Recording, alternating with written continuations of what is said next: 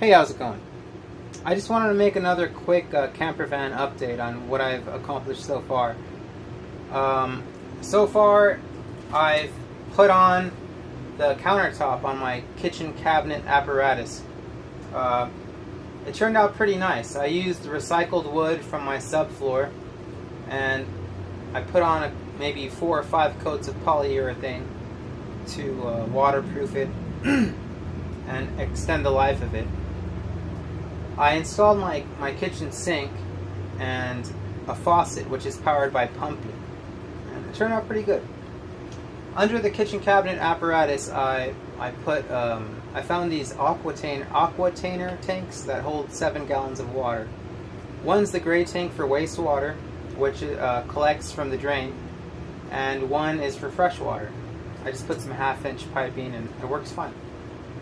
For the drain, I used the RV sink drain pipe, and so far so good. I completed my very basic 12-volt electrical system, which is powered by my 125 amp hour deep cycle AGM battery.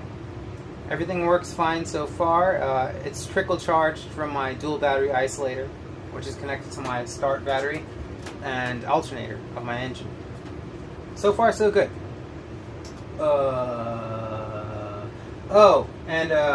I got 6 quarts of high quality, of course, Mobil 1 full synthetic advanced oil for my van, because it's time to do my first oil change on her. So I'm going to do a good oil change, and I got an air filter, Ford Motorcraft air filter for my engine, you know, with gas prices and all, just to be sure. And I got a cabin air filter, so I don't know, the other one's probably really old and nasty, so I'm going to change that too. I'm starting construction of my bed frame. I got a tool to put rivet nuts in the factory holes in the walls of my van. I decided they're actually 1/4 inch, so I found the 1/4 inch rivet nuts, and I'm just putting them to put support for my bed using 2x2s. And I'm going to put a couple of 2x4s standing up to support the edges of my bed base, which is the old base from my old van, a big piece of plywood. So that's going pretty good as well. Anyways, let me make a couple of clips to show you the stuff I finished so far. Thank you so much. Okay, there goes my fully finished kitchen cabinet apparatus that I created. It turned out pretty cool. I installed a 12-volt and USB accessory outlet on the left side for my refrigerator that's going to go right over here. I waterproofed the countertop. There's my sink, perfect size for my countertop. And here goes my pump faucet. See, it works fine. I had a little problems with this hole I had to drill for it, and I didn't want to break the support because this is kind of delicate, so I just put some duct tape as a little kind of, just for more support, and I tightened it down well. So there you go, I have pump water.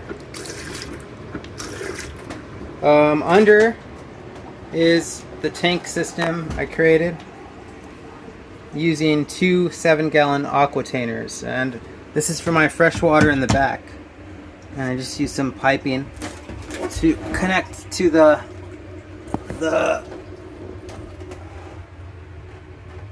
faucet right over there, and I put a little clamp just in case, and that works cool. And here's the drain, the RV drain that I connected to the bottom of my sink, and it just screws right into the top of this, into my gray water tank. There goes the wiring for my accessory outlet, and it goes all the way to the side of my control panel.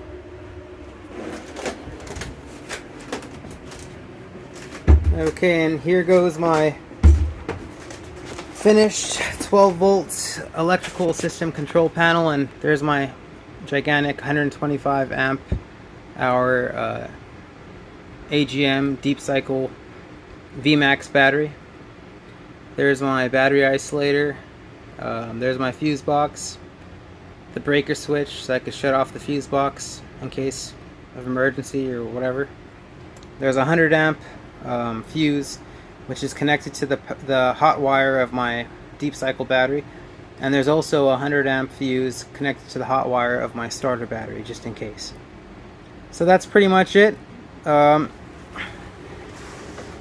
like it a lot. This is the most functional thing in my van. It's running water, drain for wastewater,